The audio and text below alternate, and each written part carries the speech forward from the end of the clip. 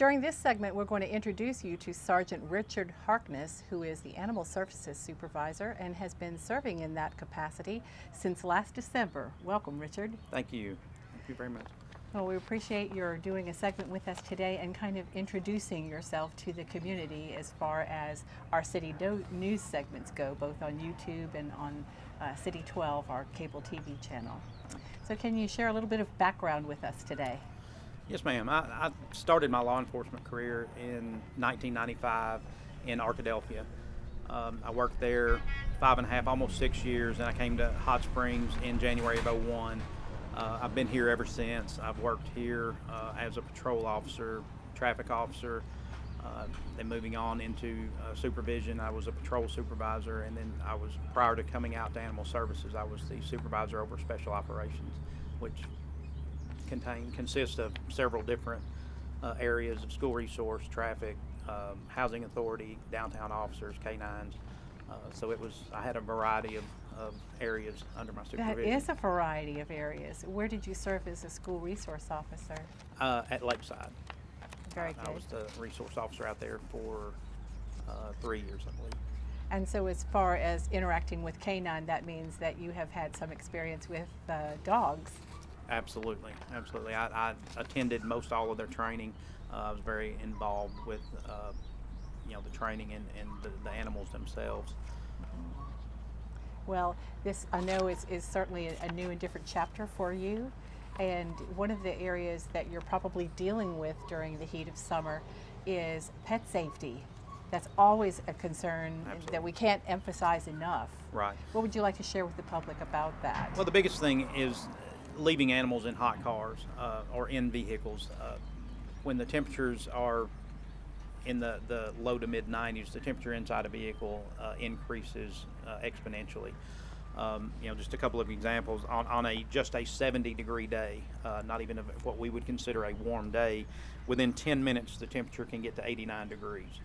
Within that same 10 minutes on a 90-degree day, the temperature inside that vehicle can climb to 109 degrees, which is a problem for the pets because, as most of us know, they don't sweat, so they don't have a method of cooling down other than panting.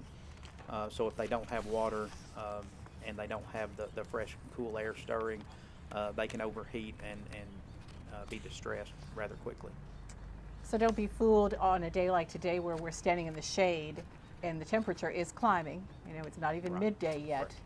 Because parking in a car, even in the shade with your pet, could certainly pose a safety problem. Yes, it could. And even, most people think if they lower their windows 2 to 3 inches that solves the problem, and it doesn't, because that does not allow effective air movement inside the car to cool the inside of the car with the sun coming through the glass and creating that greenhouse effect.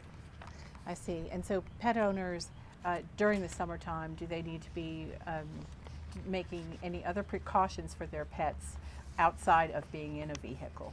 Yes, they need to provide their pet with proper shelter.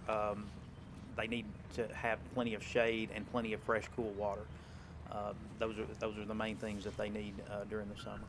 Right. Okay, so summertime warnings, that's something that we always want to emphasize. But let's go on to another very important topic of spaying and neutering your pets. Yes. That's something that you've been emphasizing in recent months, haven't you? I have, and it's very important because we typically in our area we deal with overpopulation. We have many animals that are great animals. They're very lovable. They just don't have homes because we don't spay and neuter as we should. So we end up, someone may have a perfectly good pet. That pet has a litter. They just can't take care of them. So then those puppies or those younger dogs end up here in our facility, and then we have to try to find them new homes. So it's very important, the spay or neuter would help take care of that problem on the front end. Are there ways that Animal Services tries to make it easier for the public as far as spaying and neutering? We do. That is part of our adoption process. If you adopt an animal from us, the spay or neuter is included in the adoption fees, so that you're not having to go then, try to find a way to get that done or a place. And we also try to hold or assist groups with low-cost spay and neuter clinics. Yes, and that has helped greatly. Speaking of adoption fees, with the spay and neutering included, they are quite low and reasonable, aren't they, for Yes, both they dogs are. and cats? Our fees currently for dogs is $55, which includes the spay and neuter.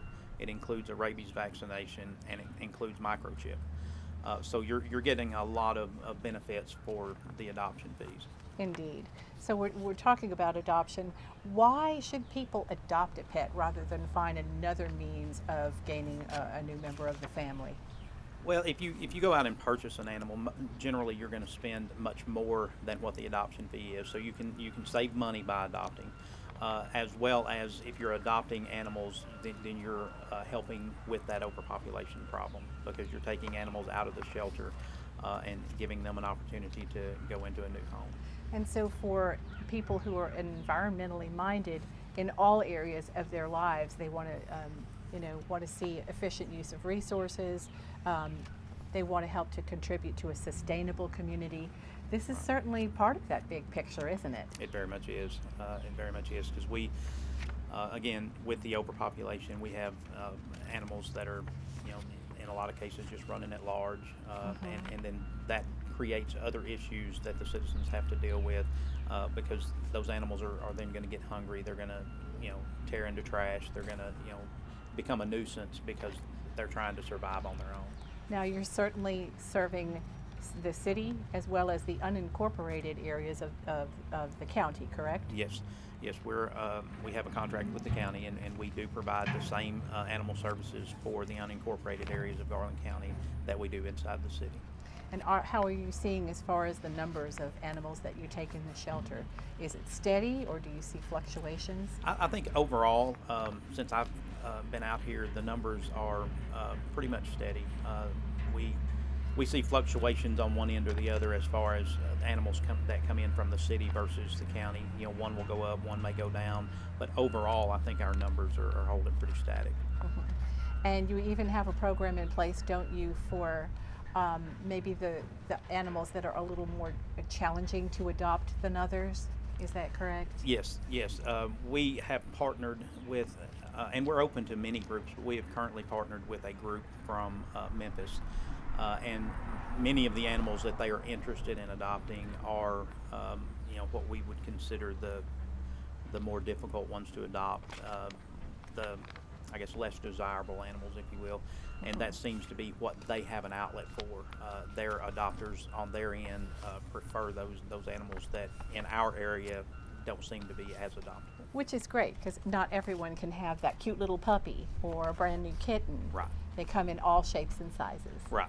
And the older dogs need homes too. So that's one great thing about Memphis is they tend to have outlets for the older animals. That's true of humans as well as pets. We all need a home. Yes, ma'am. And we all come in different shapes and sizes. Is there anything else that you might like to add as far as the community events, for example, that you are planning?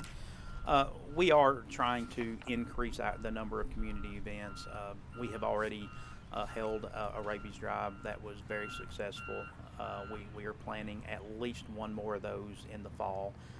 We try not to do those in the really hot parts of the summer, but in the fall we're planning at least one more. We do adoption events. If a group is having any kind of event and they invite us to come and bring animals for adoption, then we're more than willing to do that. So we're trying to be very proactive and get the animals out in front of people so they can see them. And we plan on steadily increasing the number of events that we hold. So those of you who are listening, please feel free to contact Animal Services if you see a built-in opportunity that involves event with crowds. Yes. That's something that you might consider. Absolutely. And not to mention that you have a great staff who's working here. We do. The staff is the backbone of the facility. Nothing we do would be possible without their hard work. And there is no question, when you walk into this facility, you can see how much they care about the animals that they serve. Right, they do. They almost become attached to each and every one of them, and they treat them as if they were their own.